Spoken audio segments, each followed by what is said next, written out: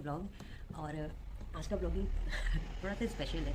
Special ये है, special इसलिए क्योंकि आज का जो मेरा ब्लॉग है वो मैं डेडिकेट करना चाहती हूँ हर उस औरत को, हर उस वाइफ को, हर उस माँ को जिसने अपनी पूरी ज़िंदगी अपने परिवार के लिए, अपने पति के लिए, अपने बच्चों के लिए शायद लगा दिया और कभी वो समझ ही नहीं पाई कि उसकी सच में कोई वैल्यू, उसकी सच में कोई रिस्पेक्ट, उसका सच में कोई आइडेंटिटी, उसका सच में कोई अस्तित्व है कि नहीं है। मैं ये बातें इसलिए कर रही हूँ क्योंकि क्योंकि जब आप एक औरत होते हो ना, जब खुद आपकी शादी हो जाती है, जब आपकी शादी होती है और जब आपकी लाइफ में नए नए रिश्ते आते हैं, जब आप एक बेटी से माँ बन जब आप एक बेटी से आप एक वाइफ बनते हो, जब आप एक वाइफ से फिर आप एक माँ बनते हो और पता नहीं एक अलग अलग रिश्ता, एक अलग अलग किरदार में जब एक औरत अपने आप को ढालती है, हर एक स्टेज पे एक नए चैलेंजेस, नई नई जिम्मेदारियाँ, नई नई परेशानियाँ, नई नई मुसीबत, अच्छे पल, बुरे पल, सुख दुख सब उसके लाइफ में आता है। बट मुझे इतना पता है कि कोई भी औरत, एक औरत बहुत स्ट्रांग होती है क्योंकि एक औरत हमेशा हंसती है, हमेशा मुस्कुराती है और उसके मुस्कुराहट के पीछे का दर्द शायद एक मर्द, शायद एक हस्बैंड कभी नहीं समझ सकता है। क्योंकि इस भागा जो जो एक बिजी लाइफ है हमारी ना, जो इस भागा दौड़ी की जो ज़िंदगी है, उस ज़िंदगी में शायद हम चैन से बैठकर 2 मिनट हम अपनी वाइफ से बात करना भूल जाते हैं। हमें ये लगता है कि अगर हम ऑफिस से घर आ रहे हैं, हाँ भैया तुमने खाने में क्या बनाया, अच्छा ये बनाया, चलो ठीक है भाई निकाल दो तुम खाना। और वाइफ ने खाना निकाल दिया, हम खा लिए, चलो ठीक है सब बढ़िया घर में, हाँ बच्चे खा गए सो लिए, चल ठीक है फिर तू भी आराम कर, मैं भी चलता हूँ, थोड़ा काम करता हूँ या वॉक पे आता हूँ या फ्रेंड के साथ फ़ोन पे लग जाना है, या तो टीवी चल रहा है साथ में अपना फ़ोन चल रहा है, खत्म। क्या कभी आप एज अ हस्बैंड अपनी वाइफ से बैठकर 2 मिनट बात करते हो? क्या कभी आप अपनी वाइफ से ये पूछते हो कि दिन भर आपने क्या किया, आपका समय कैसा गया, आपको बहुत थकान महसूस हो रहा होगा ना, क्या मैं आपके लिए एक कप कॉफ़ी बना दूं, क्या मैं आपके लिए एक कप चाय बना दूं, क्या आप मेरे साथ वॉक के लिए चलोगी, या चलो हम कहीं घूम कर आते हैं, या चल बैठ मेरे पास, आज बैठ के ना हम कुछ बातें करते हैं। आप बताओ, क्या कभी अपनी वाइफ से बैठ के इस तरह की बातें करते हो? एक वाइफ ना, एक लड़की, एक औरत जब वो शादी करती है ना तो उसके बड़े अरमान होते हैं, क्योंकि हम मूवीज़ देखते हैं, हम स्टोरीज पढ़ते हैं, कुछ भी पढ़ते हैं, तो दिमाग में कहीं ना कहीं एक ऐसा रहता है कि वाह शादी के बाद ऐसे, शादी के बाद वैसे। हर लड़की ना अपना एक सपना सजो कर आती है। कुछ बहुत लड़की होती हैं जिनके सपने पूरे हो जाते हैं, बट 80% ऐसे होते होंगे जिनकी लाइफ बहुत नॉर्मल होती है, जो शायद जैसी मेरी लाइफ हो वैसी 80% और जो औरत होती होंगी, हम सबकी लाइफ एक जैसी होती है, क्योंकि हमारी लाइफ फिल्मी नहीं होती है ना।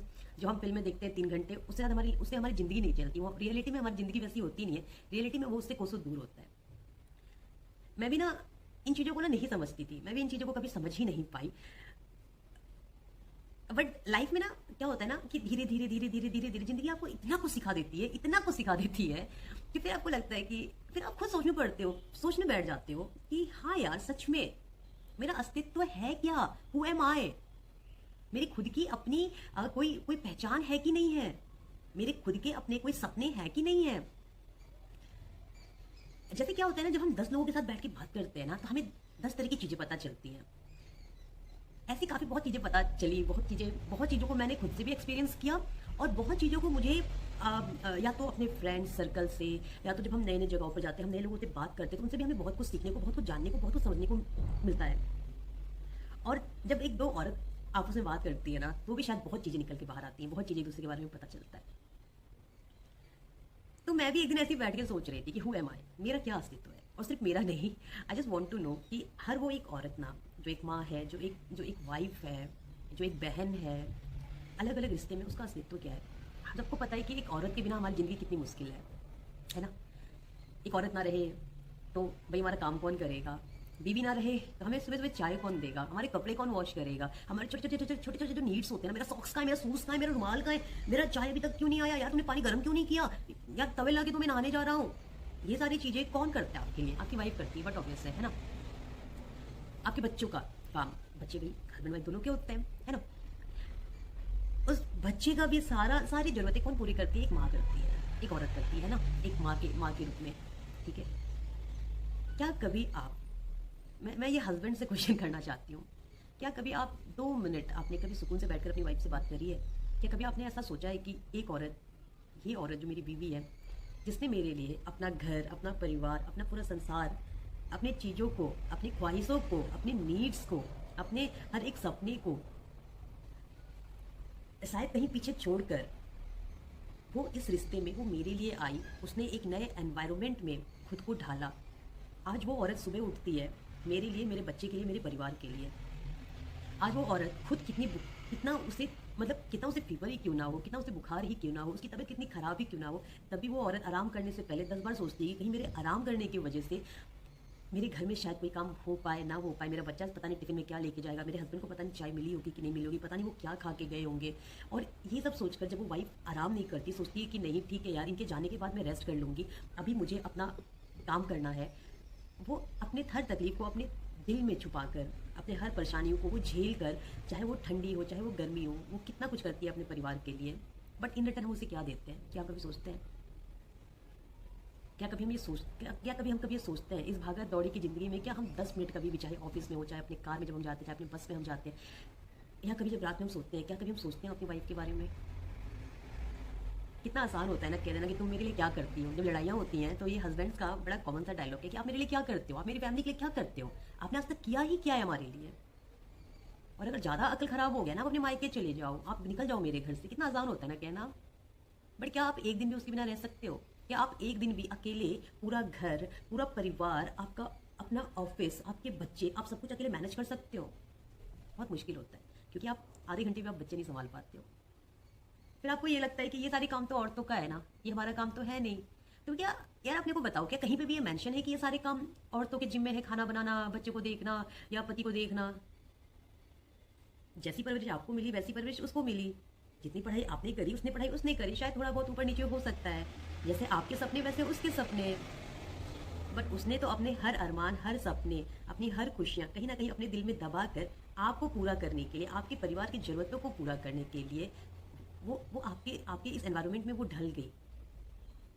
बट क्या आपने कभी उससे साथ बैठ कर, क्या आपने कभी पूछा कि आप क्या चाहते हो? आपके भी शायद कुछ सपने होंगे, आपके भी कुछ अरमान होंगे, आपको क्या अच्छा लगता है? क्या कभी आप प्यार से खुद उसको शॉपिंग पे लेके जाते हो, या आप कभी उसे सरप्राइज देते हो? क्या कभी आप एक फ्लावर ला के उसे देते हो? और कुछ नहीं तो क्या कभी आपने उसे दिल से थैंक यू बोला है? प्लीज इसे सोचना जरूर। जब भी एक हस्बैंड वाइफ में लड़ाई होती है ना, मैंने ये चीज़ देखा है, अगर अगर जो वाइफ है, अगर इफ शी इज़ वर्किंग, तब ये कहते हैं, और तब अगर वो वाइफ अपने हस्बैंड से लड़ाई करती है अपने हक के लिए, या उसका समय मांगती है, या कुछ नोक झोंक अगर फैमिली में होती रहती है, हम सबको पता है थोड़ी बहुत नोक झोंक हर जगह होती है, तो एज ए हस्बैंड आप उसको कहते हो कि भाई आप 2 पैसे क्या कमा रहे हो, आपकी जवान बहुत चल रही है। और अगर वो लड़की नहीं कमाती है, अगर वो एक नॉर्मल हाउसवाइफ होती है, तो आप उसको कहते हो आप मेरे खैरात पे पल रहे हो, आप मेरे पैसों के टुकड़ों पे, आप मेरे टुकड़ों पे पल रहे हो, तो आपको कोई हक नहीं है मेरे से सवाल जवाब करने का। और इतना ही सवाल जवाब करना है, अगर इतनी ही आपको मेरे ऊपर पाबंदी है, पाबंदिश जो कहते हैं ना, मतलब अगर आपको इतना ही मेरे को रोक टोक करना है, तो फिर अपने घर चले जाओ, क्योंकि आई एम अ मैन, है ना, मैं आदमी हूँ, मैं कमाता हूँ, आप मेरे खैरात पे पल रहे हो। आपको हक नहीं है कि आप मेरी ज़िंदगी में ऐसे बोलो कि भैया आप वहाँ क्यों जा रहे हो, आप ऐसे क्यों कर रहे हो, आप वैसे क्यों कर रहे हो। नहीं, हम आप मुझे नहीं बोल सकते हो। क्यों नहीं बोल सकती है? वो शादी तो उसने आपसे की है ना। पड़ोसी ने तो की नहीं है कि शर्मा जी और वर्मा जी को जाके बोलिए अरे शर्मा जी आप काहे घूम रहे हो, अरे वर्मा जी आप काहे घूम रहे हो, है ना। अब जो रेस्पेक्ट, जो खुशियाँ आप एज अ फादर अपनी बेटी के चाहते हो, आप एज अ ब्रदर अपनी सिस्टर के चाहते हो, क्या आप एज अ हस्बैंड अपनी वाइफ को नहीं दे सकते हो? क्या ये इतना मुश्किल है? आप कुछ भी करो जायज़ है, क्यों? क्योंकि आप एक आदमी हो। लेकिन आपकी वाइफ अपने हक के लिए कुछ बोल नहीं सकती, अपनी वाइफ अपने हक के लिए कुछ मांग नहीं सकती, अपनी वाइफ अपनी खुशियों के लिए कुछ कह भी नहीं सकती, है ना। क्यों? क्योंकि वो एक लड़की है। कितना कितना कितने कितना दूर पहुंच गए हम ना, है ना। मतलब एक टाइम होता है जब एक लड़का लड़की की शादी होती है, जब एक लड़की एक अजनबी के साथ शादी करती है, जब हम 7 वचन लेते हैं, तो कितने अच्छे से हम अग्नि के सामने हम 7 फेरों के 7 वचन लेते हैं। हम एक वादा करते हैं कि हाँ हम ये वचन निभाएंगे, हम जिंदगी भर निभाएंगे। लेकिन कुछ समय के बाद ही 7 फेरे, 7 वचन, हर वो कस्में, हर वो वादा जो आप उस लड़की से करते हो, आप उसको भूल जाते हो। और फिर क्या होता है, आप ये सोचते हो कि बस मैं आगे ही भागूं, ये मेरे पीछे रहे, या यही आगे निकल जाए, मैं ही पीछे रहता हूँ। लेकिन कभी हम ये नहीं कहते कि यार रिश्ता तो तेरा मेरा है ना, तू तो मेरे लिए आई है ना सब कुछ छोड़ के, तूने तो मेरे लिए अपनी पूरी दुनिया छोड़ दी ना, अपने आप को बदल दिया। अब ये आगे का जो कदम है ना, वो हमें साथ चलना है। मैं तेरे साथ हूँ, शायद मैं तेरी तकलीफों को कम नहीं कर सकता, बट मैं तुझे इतना तो वादा करता हूँ कि मैं आपको कभी ये चीज़ अकेले नहीं झेलने दूंगा। हस्बैंड्स, आपसे एक रिक्वेस्ट है, प्लीज़ अपनी वाइफ की ना कदर करें आप। जब तक हमें कोई चीज़ ना जब तक हमें नहीं मिलता है तब तक हमें ना उसका बहुत कदर रहता है, हमें उसकी ना इंपॉर्टेंस का पता चलता है। और जब वो चीज़ हमारी लाइफ में आ जाती है ना तो उसकी वैल्यू ना हम कम कर देते हैं, फिर हम उसको फॉर ग्रांटेड ले लेते हैं। और फिर जब वो चीज़ हमारी लाइफ से बहुत दूर चली जाती है ना तब उसके होने ना होने का एहसास हमें होता है। प्लीज़ टाइम रहते कदर कर लीजिए आप अपने रिश्तों का, क्योंकि ये रिश्ता सिर्फ एक आदमी का नहीं, ये रिश्ता सिर्फ एक औरत का नहीं, ये रिश्ता एक आदमी औरत, एक पति पत्नी दोनों का है। वो आपके लिए अपना सब कुछ छोड़ कर आई है। क्या आप उसको प्यार नहीं दे सकते हो? क्या आप उसको अपना थोड़ा सा समय नहीं दे सकते हो? शायद कोई औरत अपने पति से चांद तारे इस तरह की चीज़ों का डिमांड नहीं करती है, वो बस अपने पति से ना बस थोड़ा सा उसका समय, उसका प्यार, वो एक रिस्पेक्ट चाहती है कि एटलीस्ट चार समाज के बीच में कभी अगर उससे अपने हस्बैंड की ज़रूरत हो तो उसका हस्बैंड उसके साथ एक पिलर की तरह खड़ा रहे, जैसे एक बेटी के लिए उसका बाप खड़ा रहता है, जैसे एक बहन के लिए उसका भाई खड़ा रहता है। ये बिल्कुल मुश्किल नहीं है, आप एक बार करके तो देखिए। आपको ऐसा लगता होगा कि मेरी वाइफ दिन भर काम कर रही है, हंस रही, खुश है, मैं पैसे दे रहा हूँ घर चलाने के लिए, या वो खुद अर्न कर रही है तो वो ऊपर से हंस रही है, तो she is very happy, she is enjoying her life. But that is not correct, that is not true. आप एक बार बैठ के आप उससे बात तो करो, आप उसको ये एहसास दिलाओ कि हाँ मैं तेरे साथ हूँ, तो बोलना तुझे क्या तकलीफ है। या कभी आप उससे पूछो ना कि आप ऐसे कर रहे हो, आप क्यों कर रहे हो, कितने कितने आसानी से आप कह देते हो कि आपने हमारे लिए क्या किया है। कभी प्लीज़ सोच के बैठना, और एक दिन उस औरत के रोल को ना आप खुद से अदा करके देखना। आप एक दिन के लिए एक वाइफ का किरदार निभा के देखिए। आप एक दिन एक वाइफ का किरदार निभा कर आप देखिए कि वो एज अ वाइफ, वो एज अ मदर, वो कितनी कुर्बानियाँ देती हैं। प्लीज़ इस चीज़ को समझिए बिना जज किए। अगर मैं इस मुद्दे को उठा रही हूँ, दैट डजेंट मीन कि ये अकेली मेरी की कहानी है। ये हो भी सकता है ये मेरी कहानी हो, ये हो भी सकता है ये मेरी कहानी ना भी हो, बट हम सबको पता है कि ये हर एक उस औरत की कहानी है, ये हर एक उस वाइफ की कहानी है जो शायद बोले या ना बोले, बट डेफिनेटली कहीं ना कहीं दिल के कोने में वो जरूर इस चीज़ को फील करती है। तो please dear husband, please dear पतिदेव, आप लोग प्लीज़ अपनी वाइफ का कदर करें। और बात बुरी लगी हो तो आई एम सॉरी, बट एक बार सोचना जरूर कि जो बातें मैंने बोली है ना वो बातें सच है। और ज़रूरी नहीं है कि सच बोलने के लिए आपको वो सच को खुद फेस करना पड़ता है। कई बार हम ना दूसरों की तकलीफ़ों को भी देखकर हम उस तकलीफ को महसूस कर सकते हैं। ज़रूरी नहीं कि जो इंसान दिन भर हंसता रहता है उसकी ज़िंदगी बहुत हैप्पी गो लकी हो है। क्या पता वो इंसान अपने दर्द को कहीं ना कहीं अपने दिल के कोने में इस तरीके से बैठा लिया है कि उसे लगता होगा कि किसके सामने बोलूँ, किसके सामने रोऊँ। इससे अच्छा है कि आप आराम से हंसते रहो, क्योंकि शायद मेरी तकलीफों को समझने वाला कोई नहीं है। प्लीज़ समझिए इस चीज़ को। एक एक आपकी वाइफ भी है ना जो शायद मरते दम तक आपका साथ देगी, आपका साथ निभाएगी, और वो आपकी दुनिया में आपके लिए आई है। बाकी रिश्ते तो आपसे आने के बाद जुड़ा, लेकिन उसका पहला रिश्ता तो आप ही हो ना, जिसके लिए वो अपना सब कुछ छोड़ कर आई है। प्लीज़ गाइस, बिना जज किए इस वीडियो को प्लीज़ इस बात को समझना, और अच्छा लगे तो please do like share and subscribe my channel, क्योंकि मुझे बड़ा ऑकवर्ड फील होता है ये कहने के लिए, please do like share and subscribe my channel.